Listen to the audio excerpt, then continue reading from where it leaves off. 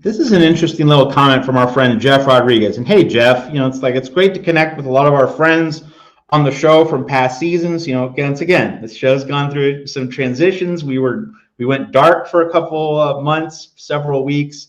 Great to kind of reconnect, get the band back together here. Jeff says someone needs to send Bowden an email about the point of getting the Collie filled, even lower ticket prices for those games no one cares about. The Utah State games, yeah, the other kind of low end conference games like Rutgers as well.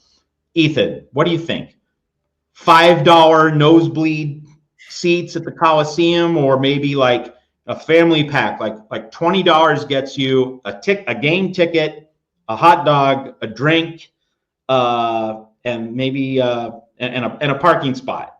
You know, like you don't make money from tickets you don't sell. So maybe like for the lower end games, like you don't need to worry about the high end games like Michigan. You're going to fill the joint for that. But for the lower end games like a Rutgers, which by the way, like last year that was played on the same night that Freddie Freeman did his thing in Game 1 of the World Series. So obviously, like it was always going to be a rough sell to get USC fans to come to the ball yard for Rutgers. But like for those lower end games, it would seem that like it's a natural thing to offer really cheap ticket prices, because at least you're getting more people in the building.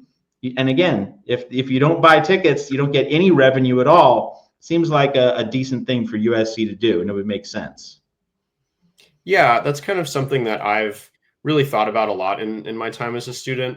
That in particular, kind of offering cheaper tickets, because coming to a USC game is hard, and they shouldn't pretend like it isn't.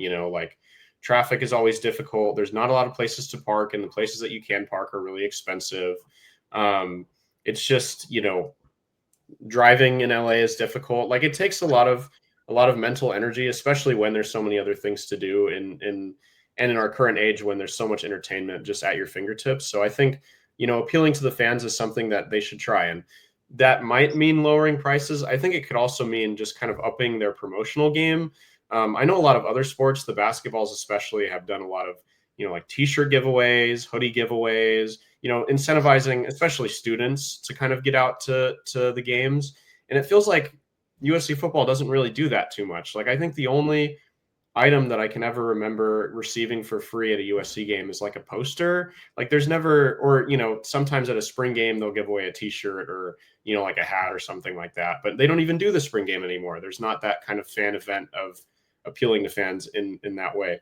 And I don't think that that's like necessarily like a shameful thing to admit that you need to do that. Like the best and most, desired and hottest tickets in all of professional sports all still do promotions. You need promotions to get fans out to those Tuesday night games if you're in the NBA, or those random Wednesday games, and even some of the Friday night games in Major League Baseball. Like they keep it exciting. They keep these games something to distinguish these games. And yeah, when you're not, when it's not Dodgers versus Giants, or when it's not Lakers versus Warriors, or when it's not Kings versus Ducks, like you need something to incentivize fans to put in all of that effort to come out to the stadium. And I think that could be a way to do it as well. And lowering ticket prices is obviously something people always want, but if you're not going to lower ticket prices, at least give fans an extra incentive to come out.